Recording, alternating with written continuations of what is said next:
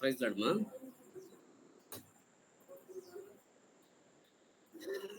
దేవుని నామానికి మహిమ కలుగును గాక.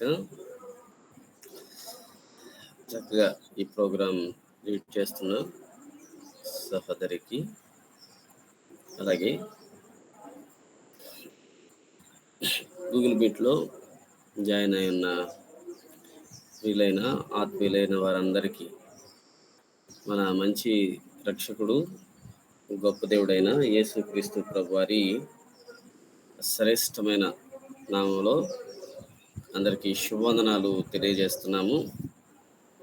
అందరు బాగున్నారా? వందనాలు పాస్టర్ గారు. బాగున్నాం పాస్టర్ గారు. వందనాలు, చాలా సంతోషం. ప్రభు వందనాలమ్మా, వందనాలు. ప్రైజ్ లార్డ్ అయ్య గారు. Praise lord. Praise lord. అంత క్షేమం కదా? దేవుని కృపలో అంతా క్షేమం ప్రభు అయ్యగారు. రైట్ మా రైట్, చాలా సంతోషం. ప్రభు తన మహాకృప చొప్పున మనకి ఇచ్చినటువంటి ఆరోగ్యాలు, ఆయా పరిస్థితుల్లో ఆయన నడిపింపు, సహాయం, వీటన్నిటిని బట్టి నిత్యం ఆయనకు మనం ఎంతైనా కృతజ్ఞతలు చెల్లించబద్ధులమై ఉన్నాము. ఆయన్ని స్తుతించవలసిన వారమై ఉన్నాం. మరలా ప్రభు మన ఎడల తన విశేషమైన కృపను, ప్రేమను, వాత్సల్యాన్ని చూపించి శ్రేష్టమైన ఈవిగా ఆయన మనకు అనుగ్రహించిన ఈరోజు మనకి ఎంతో అమూల్యం, శ్రేష్టము. మరి దినమంతా ఆయన్ని స్తుతిస్తూ ఆయనకు మహిమకరంగా బ్రతకడానికి, ప్రత్యేకించి ఉదయకాలమే ఆయన వాక్య ధ్యానం చేసి ఈ దినమంతటికి కావలసినటువంటి సహాయం, నడిపింపును దేవుని వాక్యం ద్వారా పొందుకొని ముందుకు వెళ్ళాలి అనేటువంటి ఆలోచన మన హృదయాలలో ప్రభు కలిగించినందుకు కూడా ఆయనకు మహిమ చెల్లిస్తున్నాం. ప్రత్యేకించి అందరికీ అభినందనలు తెలియజేస్తూ దేవుని వాక్యాన్ని మనం చదువుకొని మన టాపిక్ని మనం కొనసాగిస్తాము. దేవుని వాక్యంలో నుండి ఆదికాండం 12వ అధ్యాయం, ఆదికాండము 12వ అధ్యాయం 10వ వచనాన్ని మనం చదువుదాం. ఆదికాండం 12వ అధ్యాయం 10వ వచనం. అప్పుడు ఆ దేశములో కరువు వచ్చెను. ఆ దేశములో కరువు భారముగా నున్నందున అబ్రాము ఐగుప్తు దేశంలో నివసించుటకు అక్కడికి వెళ్ళెను. రైట్ మా, థ్యాంక్ యూ. ప్రార్థన చేద్దాము. ప్రార్థన. మహాగణుడు, మా మంచి ప్రియమైన తండ్రి, మీకు కృతజ్ఞతలు, స్తుతులు చెల్లించి ఈ ఉదయకాలం మిమ్మల్ని గనపరుస్తున్నాము. మీరు మాకు ఇచ్చిన ఈ చక్కని ఆయుష్ని బట్టి స్తోత్రాలు, ఆసక్తిని బట్టి వందనాలు. మీ సన్నిధికి వచ్చి ఇలాగున మీ వాక్యాన్ని వినడానికి, నేర్చుకోవడానికి మీరు మాకు ఇచ్చినటువంటి తరుణాన్ని బట్టి స్తోత్రాలు చెల్లిస్తున్నాం. మీరు నడిపిస్తున్న మీ కుమార్తెను బట్టి మీకు వందనాలు. జాయిన్ అయినటువంటి ప్రియ బిడ్డలందరిని బట్టి మీకు మహిమ చెల్లిస్తున్నాము. మరి ప్రభా, ఈ ఉదయకాలం మీ సన్నిధిలో మేము ఉండగా మాతో మీరు మాట్లాడదలుచుకున్న ప్రతి విషయాన్ని మీరు మా ఎదుటికి తీసుకుని వస్తున్నందుకు స్తోత్రాలు. మీ వాక్యంలో నుండి మాకు కావలసినటువంటి ఆదరణను, హెచ్చరికను, ప్రోత్సాహాన్ని, నడిపింపును, మీ నాయకత్వాన్ని, మీ సహాయాన్ని మీరు మాకు ఇస్తున్నందుకు స్తోత్రాలు. ప్రభువా, వింటున్నటువంటి మాటలను మేము దారి తప్పిపోకుండా మేము వాటిని స్వీకరించే హృదయాన్ని మీరు మాకు దయచేయండి. మా అందరికీ అపోస్తుడైన పౌలు చెప్పినట్లుగా ఆకాశం నుండి కలిగిన ఆ దర్శనానికి నేను అవిధేయుడను కాలేదు అని చెప్తూ వచ్చినట్లుగా మేము కూడా మేము వింటున్నటువంటి మాటలకు ఎక్కడ అవిధేయతను చూపించక సంపూర్ణ విధేయతను మీకు సర్వకాల సర్వావస్థలలో చూపించినట్లుగా కృప దయచేయండి. మీకే మహిమ చెల్లిస్తున్నాము. మరి నాయన, అబ్రహాము తాను చేసినటువంటి మజిలీలను మేము నేర్చుకుంటుండగా, ఆయా స్థలాలు, ఆత్మీయ పాఠాలు మేము వింటుండగా మీ సన్నిధిని మీరు మాకిచ్చి నడిపిస్తున్నందుకు, సహాయం చేస్తున్నందుకై కృతజ్ఞతలను చెల్లించి మిమ్మల్ని గణపరిచి హెచ్చిస్తూ యేసుక్రీస్తు ప్రభువారి సర్వశక్తి కలిగిన నామంలో ప్రార్థన చేసి మిమ్మల్ని స్తుతిస్తున్నాము తండ్రి. ఆమేన్. ఆమేన్. ఆమేన్. ఆమేన్. రైట్, మంచిది. సో మీ అందరి చక్కని సహకారాన్ని బట్టి ప్రభువును స్తుతిస్తూ ప్రభువును గణపరుస్తున్నాము. ప్రభునందు ప్రియమైన దేవుని కుటుంబీకులారా, ఆత్మీయులారా, మనము కొద్ది వారాల నుండి అబ్రహాము తాను చేసినటువంటి మజిలీల గురించి, అబ్రహాము విశ్వాస జీవిత ప్రయాణంలో ఆయన కలిగి ఉన్న ఆయా మజిలీలు, ఆయా స్థలాలను గురించి మనం నేర్చుకుంటూ ఉన్నాము. ఒకసారి ఆ స్థలాలను మనం ప్రస్తావన చేద్దాం. అబ్రహాము తాను పుట్టిన ఊర్లో నుండి బయలుదేరి ఎక్కడికి వచ్చారు చెప్పండి? నెక్స్ట్ హారాను. ఊరు నుండి హారానికి వచ్చారు. ఇక్కడ హారాన్లో నివసించారు. మరలా దేవుడు చొరవ తీసుకొని పిలువగా హారాన్ నుండి ఎక్కడికి వచ్చారు? షెకెము. హారాన్ నుండి షెకెముకు వచ్చారు. కనానులోని షెకెము దగ్గరికి ఆయన వచ్చారు. సో అక్కడ నుండి ఇంకెక్కడికి వచ్చారో సిస్టర్ గారు కాకుండా ఇంకొకళ్ళు ఎవరని చెప్పండి.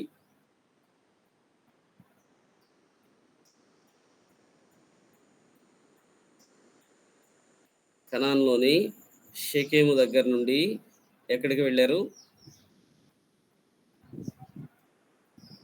హలో, అందరూ ఉన్నారా? గారు అమ్మా, షెకెము నుండి బయలుదేరి బేతెలుకు చేరుకున్నారు. గుడ్. బేతెలుకు హాయికు మధ్యన గుడారం వేశారనే టాపిక్ ని చెప్పుకున్నాం. గుడ్. బేతేలుకు హాయికి మధ్య ఆయన గుడారం వేసుకొని అక్కడ బలిపీఠ నిర్మాణం, యెహోవా నామమున ప్రార్థన చేయడం మనం చూసాము. సో అక్కడి వరకు ఈ 4 స్థలాలు ఊర్లో స్టార్ట్ అయ్యి హారాన్లోనికి వచ్చి అక్కడ నుండి కనాన్లోని షెకెమునకు, అక్కడ నుండి బేతేలుకు హాయికి మధ్య ఆయన గుడారం వేసుకున్నట్లుగా మనం చూస్తున్నాము. సో అక్కడ వరకు అబ్రహాం మజిలీలను మనం ఈ 4 మజిలీలు ఊరుతో కలిపి మనం నేర్చుకుంటూ వచ్చాం. సో దాని తదుపరి ఆయన చేసినటువంటి మజిలీలను గురించిన ప్రస్తావన ఆదికాండం 12వ అధ్యాయంలో మనం చూస్తాము. 9వ వచనం చివరిలో ఈ మాట ఉంది, అబ్రహాము ఇంకా ప్రయాణం చేయొచ్చు దక్షిణ దిక్కుకు వెళ్ళాను అనే మాట. దక్షిణ దిక్కుకి వెళ్తూ వచ్చాడు. ప్రభునందు ప్రియమైన వారలారా, అబ్రహాము తాను ఎప్పుడైతే మహిమగల దేవుని ప్రత్యక్షతను పొందుకొని మన పరిభాషలో రక్షించబడి ఆయన యందు విశ్వాసం ఉంచాడో అప్పటి నుండి ఆయన విశ్వాస జీవిత ప్రయాణం ఆరంభమవడం మనం గమనించాం. అయితే ఈ ప్రయాణంలో ఆయన ఎన్నో మజిలీలు, ఎన్నో స్థలాలను ఆయన చూస్తూ వెళ్ళాడు. ఆయన వెళ్ళిన ప్రతి స్థలం ఎన్నో అనుభవాలతో కూడి ఉంది. అవి ఈ యుగాంతమందున్న మనకి బుద్ధి కలగడానికి, మనం ఎన్నో విషయాలు నేర్చుకోవడం కొరకు పరిశుద్ధాత్మ ద్వారా దేవుని వాక్యంలో ఈ విషయాలన్నీ రాయబడ్డాయి అని కొరింథీయులకు రాసిన మొదటి పత్రిక 10వ అధ్యాయంలో మనం చూడగలుగుతాము. ఏది ఏమైనప్పటికీ ఇవి మన క్షేమం కొరకు వ్రాయబడినటువంటి విషయాలు. అబ్రహాము జీవితంలో సుమారు 100 సంవత్సరాల కాలం ప్రయాణాలతోనే సాగడం మనం గమనించవచ్చు. ఎందుకంటే తాను భూమి మీద యాత్రికుడనని, పరదేశినని ఆయన ఎరిగి స్థిరమైన పట్టణం, పునాదులు గల పట్టణం, దేవుని చేత నిర్మించబడినటువంటి పట్టణంలో ఆయన పాలిభాగస్తుడు కావాలని ఆశించి భూమి మీద ప్రయాణాలు చేస్తూ గుడారంలో నివసిస్తూ సర్వసాధారణమైనటువంటి విశ్వాస జీవితాన్ని అతడు దేవునిలో బలంగా జీవించినట్లుగా మనము గమనించగలుగుతాం. అయితే గమనించవలసిన మరొక ప్రత్యేకమైన విషయము ఈరోజు మనం నేర్చుకోబోతున్నాము. సో ఆయన కనాను దేశానికి వచ్చి బేతేలుకు హాయికి మధ్య గుడారం వేసి ప్రయాణం చేస్తున్నటువంటి ఆ సమయాలలో కనాను దేశంలో కరువు వచ్చింది అన్న విషయం 10వ వచనంలో మనం చూస్తాము. వాస్తవానికి 10వ వచనం నుండి 20వ వచనం వరకు ఈ పారాగ్రాఫ్‌లో అబ్రహాము యొక్క ఒక మజిలీని మనం చూస్తాము. ఆయన నెక్స్ట్ మజిలీ ఐగుప్తు అయి ఉంది. ఆయన హాయి బేతేలుకు మధ్య నుండి గుడారం తీసి ప్రయాణం చేస్తూ ఐగుప్తుకు వలస వెళ్ళినట్లుగా, ఐగుప్తుకు ఆయన వెళ్ళినట్లుగా మనం 10వ వచనంలో చూడగలుగుతాం. ఐగుప్తు దగ్గరకు. వాస్తవానికి ఈ భాగం మనకు బాగా తెలుసు. ఐగుప్తుకు ఆయన వెళ్ళిన దగ్గర ఏం జరిగిందో మనము చూస్తాము. ఐగుప్తుకు ఆయనకు వెళ్ళడం, అక్కడికి వెళ్ళిన తర్వాత ఐగుప్తీయులు కొద్దిమంది శారాను చూసి శారాని పొగడడం, ఆ మాట అక్కడక్కడ నుండి ఐగుప్తు రాజుగా పిలువబడుతున్నటువంటి ఫరో చెవిని పడడం, ఆయన శారాని తన అంతఃపురానికి తీసుకొని వచ్చి అంతఃపురంలో ఉంచడం. సో ఇవన్నీ చాలా చకచకా జరిగిపోయాయి. అయితే దేవుడు కలగజేసుకొని ఐగుప్తు రాజప్రసాదము నుండి శారాను బయటికి తీసుకుని వచ్చిన విధానం, వైనం మనం ఈ ప్యాసేజ్లో ఐగుప్తులో జరిగినటువంటి ఈ సంఘటనల్ని మనం చూస్తాము. అయితే ఈ ఉదయం వేళ ఈ ఐగుప్తు మజిలీని ఆధారం చేసుకొని మనం సుమారుగా 7 సంగతులను వినబోతాము. ఐగుప్తు మజిలీ, ఈ మజిలీలో మనం నేర్చుకోదగినటువంటి ఆధ్యాత్మిక పాఠాలు, మనల్ని మనం పరిశీలన చేసుకోవడానికి, దేవుని వాక్యపు విషయాలు నేర్చుకోవడానికి సుమారుగా 7 సంగతులను ప్రస్తావన చేయబోతున్నాము. కనుక ఖచ్చితంగా ఈ 7 విషయాల్ని నేను పిన్ చేస్తాను. మీరు వాటిని నోట్ చేసుకోవాలని ప్రభు పేరిట ప్రేమతో మీకు మనవి చేయుచున్నాం. గమనించాలి, అబ్రహాము యొక్క ఈ మజిలీ, ఐగుప్తు మజిలీ, ఐగుప్తుకు ఆయన వెళ్ళాడు. ఆ విషయం మనం ఎరుగుదుము. అయితే అబ్రహాము యొక్క ఈ మజిలీ మనకు నేర్పించే మొట్టమొదటి పాఠం ఏమిటంటే, అబ్రహాము దేవునికి చెప్పకుండానే ఐగుప్తుకు వెళ్ళాడు అనేది మొదటి పాఠం.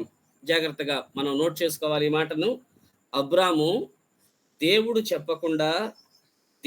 చెప్పకుండా ఐగుప్తుకి వెళ్ళాడు. సో ఈ మాట జాగ్రత్తగా మనం రాసుకోవాలి. అబ్రాము దేవునికి చెప్పకుండానే ఐగుప్తుకు వెళ్ళాడు. ప్రభునందు ప్రియులారా, దేవుడు చెప్పగా అబ్రాము ఊరు ప్రాంతాన్ని, హారాను ప్రాంతాన్ని విడిచి కనాను ప్రాంతానికి వచ్చినట్లుగా మనం చూస్తాము. అయితే ఆడకు రావడంతోనే కరువు వచ్చింది. అయితే ఆ కరువును తప్పించుకోవడానికి అబ్రహాము దేవుణ్ణి ఏమాత్రము సంప్రదించలేదు, దేవుణ్ణి ఏమాత్రము అడగలేదు. దేవుడు కూడా, అబ్రాము ఇక్కడ కరువు ఉంది కనుక ఆ పక్కనే నైల్ నది కలిగినటువంటి ప్రాంతం ఐగుప్తు ప్రాంతానికి వెళ్ళి నువ్వు కొద్ది రోజులు ఉండి వస్తే బాగుంటుంది అని దేవుడు కూడా అబ్రాముతో ఏమీ చెప్పలేదు. దేవుడు చెప్పలేదు, అబ్రాము కూడా దేవుణ్ణి అడగకుండానే ఆయన ఐగుప్తుకు వెళ్ళినట్లుగా మనము ఈ భాగంలో చూడగలుగుతాం. జాగ్రత్తగా ఈ మాటను మనసులో పెట్టండి. అదేమో దాని పై భాగంలోనే బేతేలుకు హాయికి మధ్య ఉన్నప్పుడు అబ్రాము దేవునికి బలిపీఠము కట్టాడు, దేవునికి ప్రార్థన కూడా చేశాడు. అంతేనా, దానికి ముందు కూడా ఒక ప్రార్థన 7వ వచనంలో ఉండడం మనం చూస్తాము.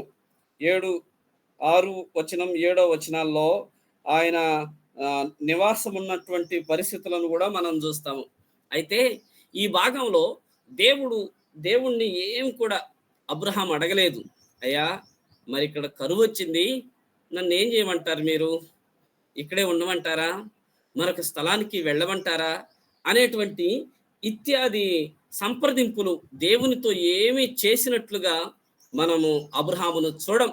కానీ ఆయన తన స్వకీయ నిర్ణయాన్ని తీసుకొని దేవుడు చూపించిన కనాను ప్రాంతాన్ని వదిలి పక్కనే అద్భుతంగా, ఆహ్లాదంగా, పచ్చికతో కనబడినటువంటి, చాలా చక్కగా కనబడినటువంటి ఐగుప్తుకు ఆయన తరలిపోవడం మనము చూస్తాం.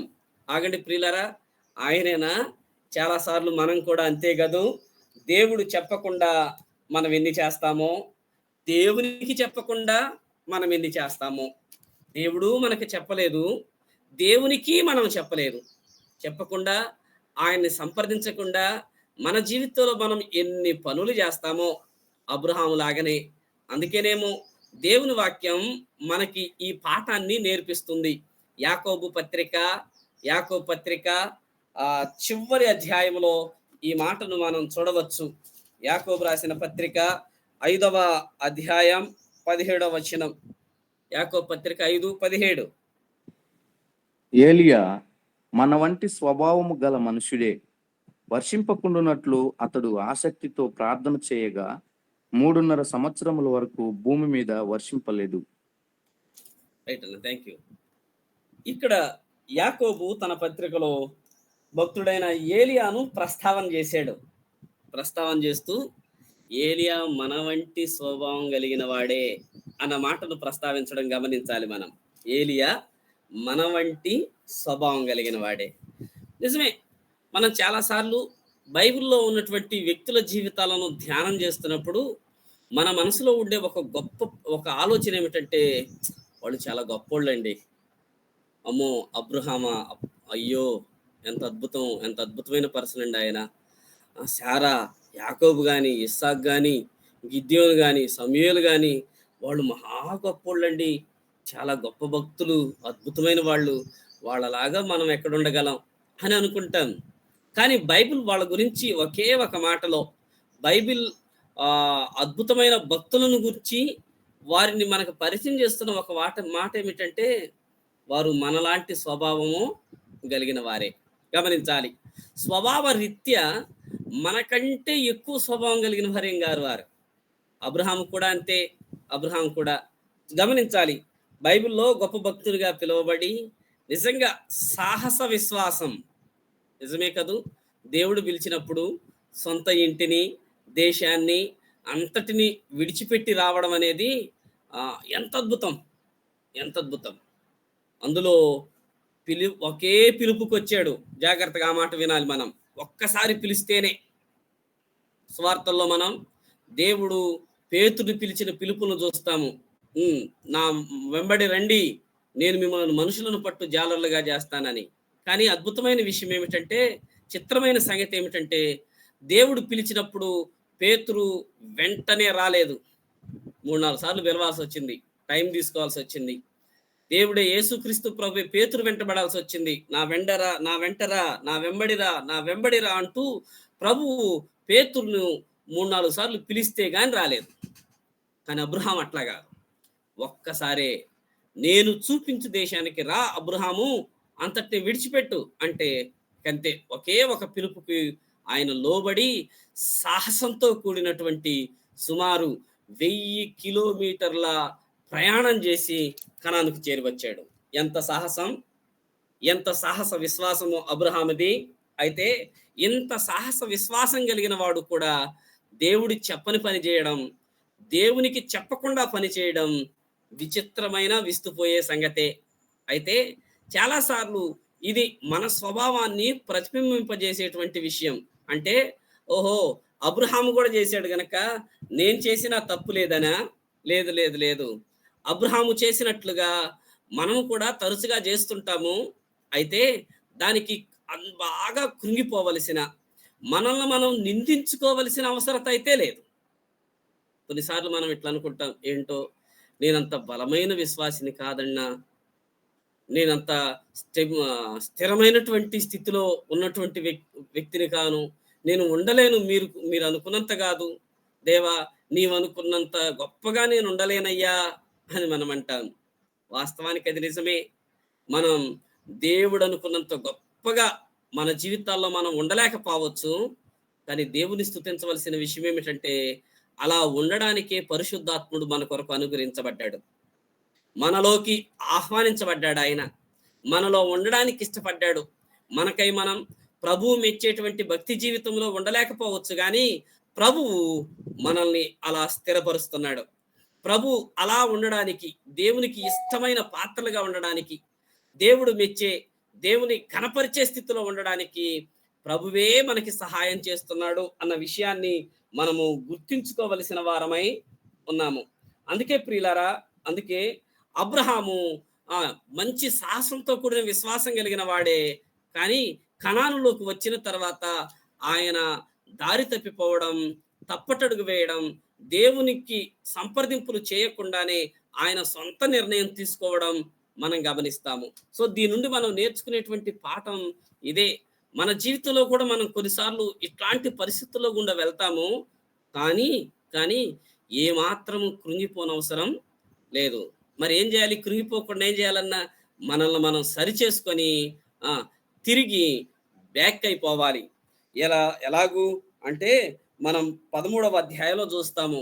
అబ్రహాము ఐగుప్తులో నివసించడానికి వెళ్ళాడు, కానీ అలాగే ఐగుప్తులో ఉండిపోలేదు సుమి. ఐగుప్తులో నుండి ఆయన బయటకు వచ్చేసాడు. ఐగుప్తులో నుండి ఆయన బయటకు వచ్చి మరలా బేతేలుకు హాయికి మధ్య గతసారి ఎక్కడ బలిపీఠం కట్టాడో, గతసారి ఎక్కడ ప్రార్థన చేశాడో మరలా అక్కడికే వచ్చాడు. మన జీవితంలో కొన్నిసార్లు మనం దేవుని సంప్రదించకుండానే మన స్వచిత్తముతో పడిపోయే ప్రమాదం ఉంది. దేవునికి వ్యతిరేకమైన స్థలాల్లోనికి వెళ్ళిపోయేటువంటి అవకాశము ఉంది. అయితే అలా జరిగినప్పుడు స్వకీయ నింద చేసుకొనకుండా ఎవరిది తప్పు ఎవరిది ఒప్పు అనేటువంటి ఉపయోగం లేనటువంటి చర్చాగోష్ఠీలు జరపడం కంటే మరలా దేవుడు మనల్ని ఉంచిన స్థాయిలోనికి, స్థితిలోనికి వెనుతిరగటం చాలా మంచిది. మరలా ఎక్కడైతే పక్కకు వచ్చామో మరలా అదే దారిలోనికి అక్కడికే వచ్చి నిలబడడం మన ఆధ్యాత్మిక విశ్వాస ప్రయాణానికి క్షేమకరమైన విషయం. అబ్రహాం అదే చేశాడు. చెప్పకుండా, దేవుని సంప్రదించకుండా ఐగుప్తుకి వెళ్ళిపోయాడు, కానీ మరలా ఐగుప్తును విడిచి తాను ఎక్కడికి రావాలో, తాను ఎక్కడ ఉండాలో అక్కడికే వచ్చాడు అన్న విషయాన్ని మనం గుర్తుంచుకోవాలి. కనుక అబ్రహాం మనలాంటి స్వభావం కలిగిన వాడే. తప్పటడుగులు పడిపోతాయి, దారి తప్పే అవకాశమో ఉంది, ఆయన వేరుగా ఉండేటువంటి అవకాశమో ఉంది. కనుక ప్రియులారా, ఇది నిరాశకు గురి కాకుండా బైబిల్లో ఉన్న భక్తులు నాలాగే ఆయన వారు పడిపోయారు, కానీ తిరిగి లేచారు కదా, తప్పటడుగులు పడ్డాయి, వాళ్ళు సరి చేసుకున్నారు కదా, నేను కూడా సరి చేసుకుంటాను, నేను కూడా సరిదిద్దుకుంటాను అంటూ మనం ఈ భక్తుల జీవితాలను చూస్తున్నప్పుడు వారి జీవితాలను మనం ఒక హెచ్చరికగా తీసుకొని మనమే దేవుని వాక్యపు సహాయంతో, పరిశుద్ధాత్మ నడిపింపుతో సరి చేసుకోవడం, సరిదిద్దుకోవడం మంచి ఆరోగ్యకరమైన విషయం. అప్పుడు ఆధ్యాత్మిక జీవితం ఆరోగ్యకరంగా ముందుకి నడుస్తుంది, సాగుతుంది అన్న విషయాన్ని మనము గుర్తించాలి. కనుక అబ్రహాము ఐగుప్తు మజిలీ మనకి నేర్పే పాఠం, అబ్రహాము మనలాంటి వాడే. తప్పిపోవడాలు ఉన్నాయి, కానీ తప్పిపోయి ఆయన అక్కడే ఉండిపోలేదు, తిరిగి టర్న్ బ్యాక్ అయ్యాడు. తన జీవితాన్ని మరలా తాను సరిచేసుకొని హాయికి బేతేలుకు మధ్య వచ్చి నివాసం ఉన్నాడు అన్న విషయాన్ని ప్రోత్సాహకరంగా మనం తీసుకొని దేవుని వాక్యాన్ని బట్టి మన జీవితాల్లో మనం ఎక్కడ ఉండాలో అక్కడికి రావడం, నిరాశను నిస్పృహను విడిచిపెట్టి విశ్వాస సాహసంతో ముందుకు వెళ్ళడం క్షేమకరమైన విషయం. రెండవ సంగతి, ఈ భాగంలో మనం నేర్చుకునే రెండవ సంగతి ఇలా ఉంది. మొదటిది ఏమనుకున్నాము? అబ్రాము దేవునికి చెప్పకుండానే ఐగుప్తుకు వెళ్ళిపోయాడు. అబ్రహాం మనలాంటి స్వభావం కలిగిన వాడే, కానీ ఆయన మరలా దేవుని చొరవతో తిరిగి ఐగుప్తు నుండి ఆయన వెనక్కి వచ్చినట్లుగానే మనం కూడా తప్పటడుగులో నుండి వెనక్కి రావడం, తప్పిదాల్లో నుండి వెనకడుగు వేసి మరలా దేవుని వైపుకి వచ్చి నిలబడడం మంచి విషయం. రెండవ విషయం ఇలా ఉంది. రెండవ విషయం ఏమిటంటే, అబ్రాము కనానుకు వెళ్ళాడు. కనానుకు వెళ్ళి కొద్ది కాలమే అయింది. వెంటనే 10వ వచనంలో చెప్తాము, అప్పుడు ఆ దేశంలో కరువు వచ్చెను అనే మాట. అప్పుడు ఆ దేశంలో కరువు వచ్చింది. కనాను దేశానికి కరువు వచ్చింది అబ్రహాము అక్కడికి వెళ్ళడంతోనే. అంటే అబ్రహాము తెచ్చాడంటారా? లేదు, అబ్రహాము ఆ కరువును తేలేదు, కానీ ఆ ప్రాంతానికి కరువు వచ్చింది. ఈ కరువు మనకి ఖచ్చితంగా ఒక విషయాన్ని నేర్పిస్తుంది. అదేమిటంటే, అబ్రహాము ఆ దేశానికి వచ్చినప్పుడు వచ్చిన ఈ కరువు అబ్రహాము విశ్వాసానికి అది ఒక పరీక్ష. ఈ విషయాన్ని మనసులో పెట్టాలి. ఇది ఒక విశ్వాస పరీక్ష. ప్రభునందు ప్రియులారా, మన విశ్వాస జీవితంలో ఖచ్చితంగా మనం పరీక్షలను వ్రాయాల్సిందే. పరీక్షలను మనం ఎదుర్కోవాల్సిందే. విశ్వాస జీవితంలో పరీక్షలేమీ ఉండకూడదు అని మనం కోరుకోకూడదు. నాకు తెలిసిన ఒక పాప ఇట్లా అంది, కాలేజీకి వెళ్ళమ్మా అంటే, కాలేజీకి అయితే వెళ్తాను అంకుల్, కానీ ఎగ్జామ్స్ అయితే రాయను అంకుల్. ఎగ్జామ్స్ రాయనవసరం లేదు అంటేనే కాలేజీకి వెళ్తా. ఎగ్జామ్స్ రాయాలమ్మా అని మీరంటే మాత్రం నేను కాలేజీకి వెళ్ళను, మానేస్తా అని చెప్పింది. గమనించాలి, కాలేజీకి అయితే పాప వెళ్తుందంట, కానీ ఎగ్జామ్స్ మాత్రం రాయనే రాయదట. ఎగ్జామ్స్ ఉంటే నేను కాలేజీకి వెళ్ళను అని ఖరాఖండిగా చెప్పేసింది. గమనించాలి. ఇక అదేం స్టూడెంట్ లైఫ్, ఇక అదేం చదువు. పరీక్షలు లేకుండా చదువులుంటే చదువులు ఎట్లా ఉంటాయో, వ్యక్తులు ఎట్లా ఉంటారో ఆలోచించడానికే భయంకరమైన విషయం కాదు. అలాగే ఆధ్యాత్మిక విశ్వాస జీవితంలో పరీక్షలు అనేవి తప్పనిసరి. అబ్రహాము కూడా పరీక్షించబడుతున్నాడు. ఎందుకని? విశ్వాస జీవితం ఆరంభమైంది కదా. సాహసముతో, విశ్వాసముతో అబ్రహాము తన ఊరిని, తన వారిని విడిచిపెట్టి కనాన్ దేశానికి వచ్చాడు. ఖచ్చితంగా అబ్రహాము ఇప్పుడు పరీక్షించబడాలి. అంటే ఒక్కసారేనా? కాదు. మన జీవితంలో ఎప్పుడు ఎలాంటి పరీక్షలు వస్తాయో మనకు తెలియదు. పరీక్షలు ఎప్పుడొచ్చినా, ఎలాంటి పరీక్షలు వచ్చినా విద్యార్థిగా మనము సిద్ధపడి ఉండాలంతే. ఎప్పుడు పెన్ను పేపర్ తీసుకొని క్వశ్చన్లు చెప్తాం, రాయండి అన్నా సరే మేము రెడీ అన్నట్లుగా మన విశ్వాస జీవితంలో ఈ పరీక్షల కొరకు మనం సిద్ధపడి ఉండాలి. మరొక మాట, ఈ పరీక్షల్లో మనం ఆనందించాలి అని కూడా భక్తుడైనటువంటి యాకోబు చెప్తా ఉన్నాడు. యాకోబు పత్రిక 1వ అధ్యాయం 3వ వచనం ఇట్లా ఉంది, మీ విశ్వాసమునకు కలుగు పరీక్ష ఓర్పును పుట్టించునని ఎరిగి చివరిలో మహదానందంగా దాన్ని ఎంచండి అనే మాటను చూస్తాం. విశ్వాసానికి పరీక్ష తప్పనిసరి. మీరు పరీక్షించబడతారు అన్న విషయం బైబిల్ మనకి చాలా ప్రస్ఫుటంగా చెప్తోంది. మనం కూడా ఈ విశ్వాస ప్రయాణంలో ఎన్నోసార్లు ఆయా రకాలైన పరీక్షల ద్వారా మనం వెళ్తాం. ఎందుకంటే ఈ పరీక్ష మన విశ్వాస స్థాయి ఎలా ఉందో మనకి తెలియజేస్తుంది. అబ్రహాము ఇప్పుడే కనానికి వచ్చాడు. అతని విశ్వాసపు స్థాయి ఎలా ఉందో, ఎంత ఉందో అబ్రహాముకు తెలియాలి. అబ్రహాముకే కాదు, కొన్నిసార్లు చుట్టుపక్కల ఉన్న వాళ్ళకి తెలియాలి. అందుకే అబ్రహాము పరీక్షించబడ్డాడు. మనం కూడా ఇలాంటి పరీక్షల్ని ఎదుర్కొంటాము. అయితే పాస్ అవ్వడం చాలా మంచిది. ఒకవేళ కొన్నిసార్లు ఫెయిల్ అయిపోతామేమో ఈ పరీక్షల్లో, కానీ పర్లేదు ప్రియులారా, ప్రభు మహాకృప కలిగిన వాడు. సప్లిమెంటరీ వెంటనే ఉంది. వెంటనే రాసామనుకోండి, మిగతా వాళ్ళతో కలిసి పై క్లాస్కి వెళ్ళేటువంటి అవకాశం కూడా ఉంది. కనుక ఈ మాటను గుర్తుపెట్టుకోవాలి. విశ్వాస జీవిత ప్రయాణంలో పరీక్షలు ఖచ్చితంగా అవసరం. అవి మన విశ్వాస స్థాయిని మనకి తెలియచేస్తాయి. రెండవది, ఈ పరీక్ష మనలో ఉన్న సుగుణాలను అభివృద్ధి చేస్తాయి. మనలో ఉన్నటువంటి విశ్వాస జీవితాన్ని అభివృద్ధి పరుచుకోవడానికి మన స్థాయి ఏంటో మనకు తెలుస్తుంది. రెండవది, మనలో ఉన్న సుగుణాలను మనం అభివృద్ధి చేసుకోగలుగుతాం.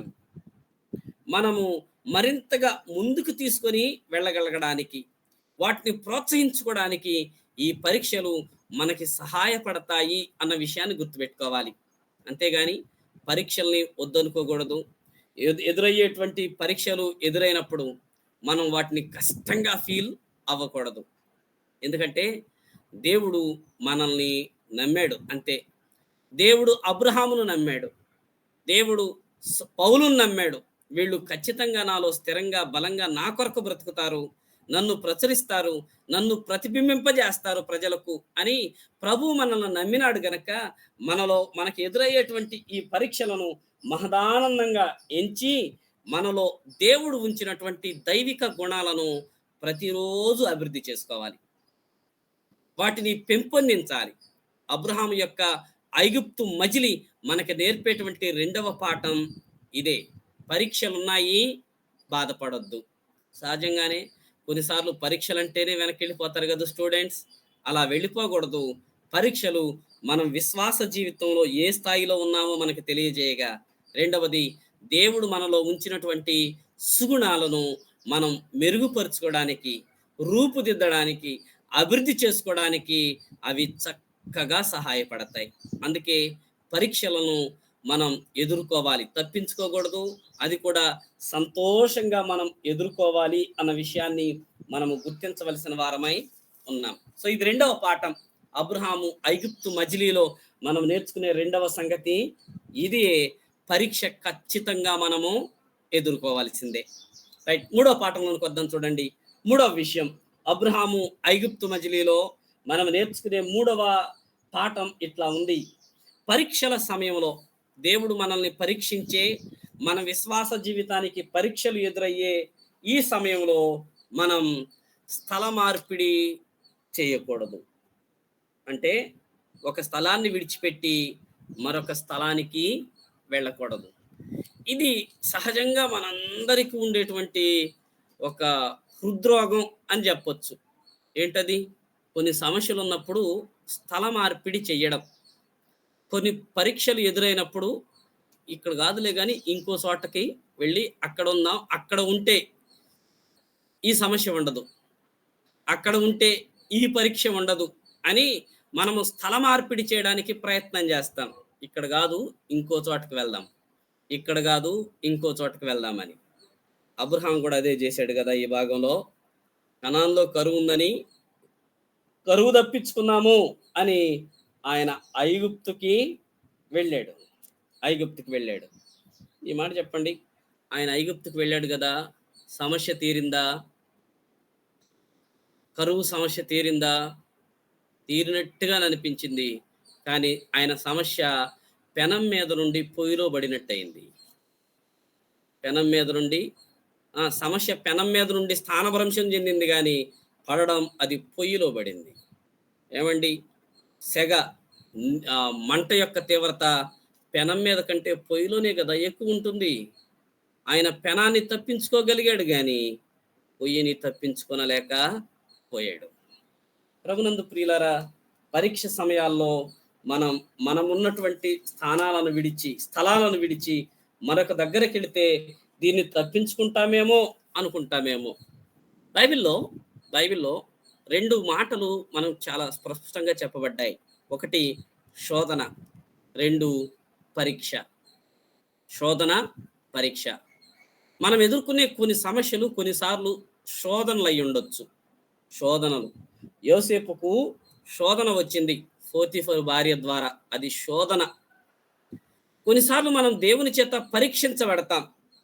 అబ్రహాముకి పరీక్ష వచ్చింది. ఆదికాండం 22వ అధ్యాయంలో, నీకు ఒక్కడై ఉన్నా నీవు ప్రేమించు కుమారుడిని నాకు బలిగా ఇవ్వాలి, మోరియా పర్వతాల్లో నేను చూపించే పర్వతానికి బయలుదేరు అబ్రాము అని దేవుడు చెప్పాడు. ఇది పరీక్ష. శోధన వేరు, పరీక్ష వేరు. శోధనలు సాతాను నుండి, మన విశ్వాస జీవితం నుండి పాపములో పడిపోవడానికి శోధనలు వస్తాయి. మన విశ్వాస జీవితం నుండి పాపములో పడిపోవడానికి సాతాను మనల్ని శోధిస్తే, పరీక్ష దేవుని నుండి వస్తుంది. అయితే మన విశ్వాస జీవితంలో మనం స్థిరపడడానికి, మన విశ్వాస స్థాయి పెరగడానికి పరీక్ష వస్తుంది. ఇది శోధనకు పరీక్షకు ఉన్న తేడా, సంబంధం. అయితే మనం ఎదుర్కొనే కొన్ని పరిస్థితులు రెండు అయి ఉంటాయి. కొన్నిసార్లు శోధన మరియు పరీక్ష. శోధన మరియు పరీక్ష. బైబిల్ గ్రంథంలో దావీదు దీన్ని ఎదుర్కొన్నాడు. దావీదు తన సైన్యాన్ని లెక్కించడం అనేది బైబిల్ చాలా ప్రస్ఫుటంగా సమూయేలు గ్రంథంలోను దినవృత్తాంతాల గ్రంథంలోను ఏం చెప్పబడిందంటే, అది దేవుని నుండి వచ్చిన పరీక్ష, సాతాను నుండి వచ్చిన శోధన. సంఘటన ఒక్కటే, సమస్య దావీదుకు వచ్చిన సమస్య ఒక్కటే, కానీ దానికి రెండు పార్శ్వాలు ఉన్నాయి. సాతాను నుండి శోధనగాను, దేవుని నుండి పరీక్షగాను అతనికి వచ్చింది. అయితే సమస్య వచ్చింది కదా, పరీక్ష శోధన వచ్చింది కదా, మనం ఈ స్థలాన్ని విడిచిపెట్టి మరొక స్థలానికి వెళ్తే పరీక్ష తప్పిపోతుందా? శోధన పారిపోతుందా? లేదు ప్రియులారా, మనం సమస్యల్లో, పరీక్షల్లో, శోధనల్లో ఒక స్థలాన్ని విడిచిపెట్టి మరొక స్థలానికి వెళ్తే అదే ఉండదనుకుంటాం మేము. ఎక్కడికెళ్ళినా అదే భూమి, ఎక్కడికెళ్ళినా అదే ఆకాశం. స్థలాలు మారినంత మాత్రం చేత సమస్యలు మారతాయనుకుంటామేమో. ఈ సమస్య కాకపోతే ఇంకొక సమస్య అక్కడ నీకు తారసపడుతుంది. ఈ ఇబ్బంది కాకపోతే ఇబ్బందిని రూపం మార్చుకుంటుందే గాని ఇబ్బంది మాత్రం ఖచ్చితంగా ఫేస్ చేయాల్సిందే. సమస్య మాత్రం ఖచ్చితంగా ఫేస్ చేయాల్సిందే. అబ్రహాము కానాన్‌లో ఉంటే కరువు సమస్య, ఐగుప్తుకు వెళ్ళాడు కరువును తప్పించుకుందామని, సమస్య లేదా? అక్కడికెళ్తే ప్రియమైన భార్య, అందమైన భార్య ఐగుప్తు రాజప్రస్థానంలోకి వెళ్ళిపోవాల్సొచ్చింది. ఆమెమో రాజప్రస్థానంలో, ఈయనేమో గుడారంలో. ఇక ఈయన చేతులు పిసుక్కుంటున్నాడు, ఏం చేయాలో అర్థం గాక. సమస్యను తీర్చుకోగలడా? తీర్చలేడు. సమస్య పెరిగిందే గాని తగ్గలేదు. మనం కూడా కొన్నిసార్లు అబ్రహాం లాగా మన సమస్యలు మనమే పరిష్కరించుకుందామని స్థానభ్రంశం, స్థల మార్పిడి చేస్తామేమో. అది ఏమంత క్షేమకరమైన విషయం కాదు. ఒక మాట చెప్పనియండి, శోధన గాని, పరీక్ష గాని మనం కొన్నిసార్లు ఎదుర్కొంటున్నప్పుడు ఒక్క విషయంలోనే ఆ స్థలాన్ని విడిచి వెళ్ళిపోమ్మని దేవుని వాక్యం చెప్తుంది. అదే విషయం అంటే పాపం, అంటే లైంగిక పాప శోధనను మనం ఎదుర్కొనేటప్పుడు, లైంగిక పాప శోధనను ఎదుర్కొనేటప్పుడు ఆ స్థలాన్ని విడిచిపెట్టి పారిపోమ్మని దేవుని వాక్యం చెప్తుంది. ప్రియులరా, కొరింథీయులకు రాసిన మొదటి పత్రిక 6వ అధ్యాయంలో జారత్వమునకు దూరముగా పారిపోవుడి అని చూస్తాం ఆ మాట. కొరింథీయులకు రాసిన మొదటి పత్రిక 6వ అధ్యాయం 18వ వచనం. 6:18. జారత్వమునకు దూరముగా పారిపోవుడి, మనుష్యుడు చేయు ప్రతి పాపమును దేహమునకు వెలుపల ఉన్నది కానీ జారత్వము చేయువాడు తన సొంత శరీరమునకు హానికరముగా పాపము చేయుచున్నాడు. తిమోతికి రాసిన పత్రిక, తిమోతికి రాసిన 2వ పత్రిక 2వ అధ్యాయం 22వ వచనం.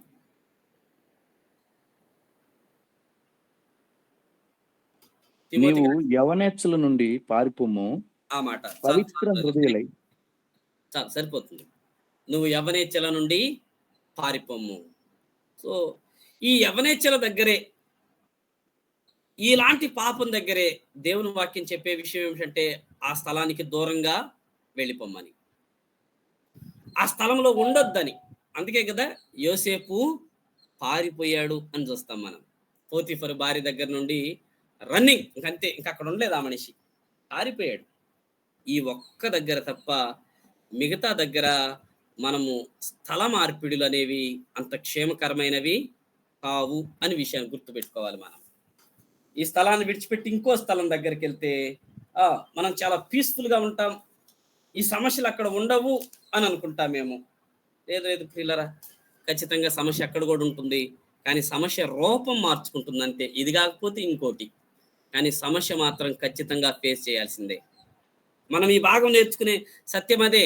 అబ్రహాముకు కనాన్లో సమస్య ఎదురైంది, తప్పించుకుందామని ఐగుప్తుకు వెళ్తే ఐగుప్తులో జటిల సమస్య ఎదురైంది. సమస్య మాత్రం కన్ఫామ్. ఇప్పుడు చెప్పండి, కరువు ఎదుర్కోవడం మంచిదా, ఐగుప్తుకి వెళ్ళి తన భార్య, ప్రియమైన భార్య, అందమైన భార్య ఐగుప్తు రాజప్రసాదంలో ఒక రకంగా బంధించబడడం, బందీగా ఉండడం, అంటే సంఖ్యలు వేయలేదులే కానీ ఇక వాళ్ళ మనసు అట్లాంటి పరిస్థితి ఉంది కదా. ఏది బెస్ట్ అంటారు, కరువా అదా? మనం ఉన్నాం కాబట్టి కరువే బెస్ట్ అన్న, కనాన్లోనే ఉందాం అని అంటావేమో.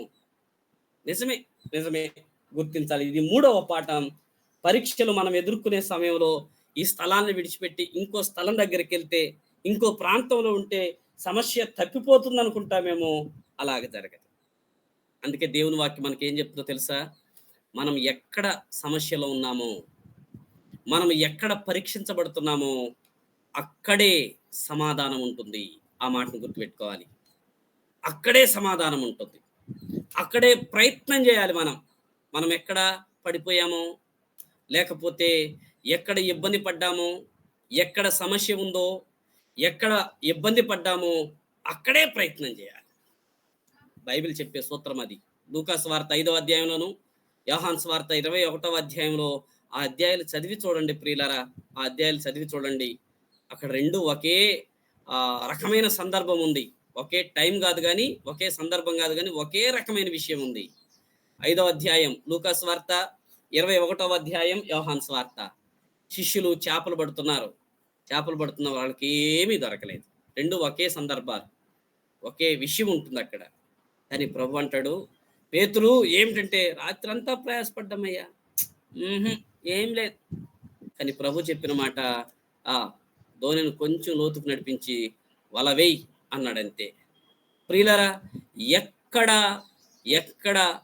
ఆ పేతురు చేపలు పట్టలేకపోయాడో, ఎక్కడ అది సమస్యగా ఇక లేదు అనుకున్నాడో, ప్రభు వలను అక్కడే వేయమన్నాడు. గల్లయ్య సముద్రంలో పడలేదా? ఈ చివరి పడలేదన్నమాట. అయితే ఆ చివరికి పో అని చెప్పలే, దూరం పో అని చెప్పలే, అక్కడే వెయ్యి అని అన్నాడు అంతే. 21వ అధ్యాయంలో నీ కుడి పక్కన వల వెయ్యి అని అన్నాడు అంతే. అదే స్థలంలో ఎక్కడ చేపలు పడలేదో, ఎక్కడ వాళ్ళకి సమస్య ఎదురైందో, ఎక్కడ వాళ్ళు నిరాశపడుతున్నారో, ఎక్కడ నిస్పృహలో కృంగిపోయారో, ఎక్కడైతే నిష్ఫలం ఉండిందో, ప్రభు అన్నాడు అక్కడే వల వేయమన్నాడు. వేరే స్థలాలకు వెళ్ళిపోవద్దు అని చెప్పినట్టుగా. అయితే వారు ప్రభు మాటను బట్టి ఆ స్థలాల్లో వారు వల వేయడం, వల పిగిలిపోయేంత విస్తార చేపలు, వేరే వారు వచ్చి సహాయం చేయగలిగినన్ని చేపలు వారు పట్టడం వారి జీవితాల్లో మనం చూస్తాం. కనుక ప్రియమైన వారలారా, సమస్య పరిస్థితులలో, పరీక్ష సమయాలలో మనం ఈ స్థలాన్ని విడిచిపెట్టి ఇంకొక స్థలానికి వెళ్దాము అనే ఆలోచన పక్కన పెడదాము. అయితే ఆ పాపం విషయంలో తప్ప, ఆ శోధన విషయంలో తప్ప. అయితే అలా చేస్తే ఏం జరుగుతుందో తెలుసా? మనం ఎక్కడైతే సమస్యగా ఉంటుందో అక్కడే ప్రభు మన తలను పైకెత్తాడు. సుమి, దేవునికి స్తోత్రం కలుగును గాక. అక్కడే ఆయన మనకి పరిష్కారము చూయిస్తాడు. ఇకంతే అక్కడే మనం నెగ్గగలుగుతాం. తప్పించుకుందామని వేరే స్థలాలకు వెళ్తే మన జీవితం కూడా అబ్రహాములాగే ఉండిపోతుందేమో ఆలోచన చేయాలని ప్రభు పేరట మీకు మనవి చేస్తున్నాం. కనుక ఇది 3వ విషయం ప్రియులారా. పరీక్ష సమయంలో ఈ స్థలాన్ని విడిచిపెట్టి వేరే స్థలానికి వెళ్దాము అనేటువంటి ఆలోచన సరైంది కానే కాదు. అబ్రహాం అట్లాగే వెళ్ళాడు, కానీ తత్ఫలితం ఆయన చాలా బాధపడ్డాడు. నేను ఇట్లా అనుకుంటున్నానేమో, అక్కడికి వెళ్ళిన తర్వాత ఈ విషయాలను జరిగిన తర్వాత ఎరక్కపోయి వచ్చాను నేను. ఒక్క నిమిషం. ఎరక్కపోయి వచ్చాను నేను.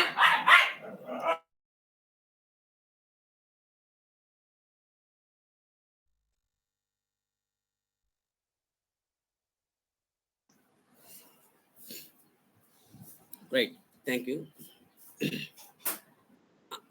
అనవసరంగా వచ్చాను నేను ఇక్కడికి. రాకుండా అక్కడే కనాన్లో ఉంటే భలే ఉండేదే కదా అని అనుకుని ఉండాలి. ఈ భలే ఉండేది అనుకున్నది రాకముందే అనుకుంటే ఇంకా బాగుండేది. కానీ చాలాసార్లు మనం అంతే కదా, కొన్నిసార్లు ఆ పని చేయకపోతే బాగుండేది, ఈ పని చేయకపోతే బాగుండేది, ఆ మాట అనకపోతే బాగుండేది, ఇక్కడికి రాకపోతే బాగుండేది, అక్కడికి వెళ్ళకపోతే బాగుండేది అని చాలాసార్లు బాగుండేది అని అనుకుంటాం. నిజంగానే అది జరుగుతుందా? అది జరగదు కదా.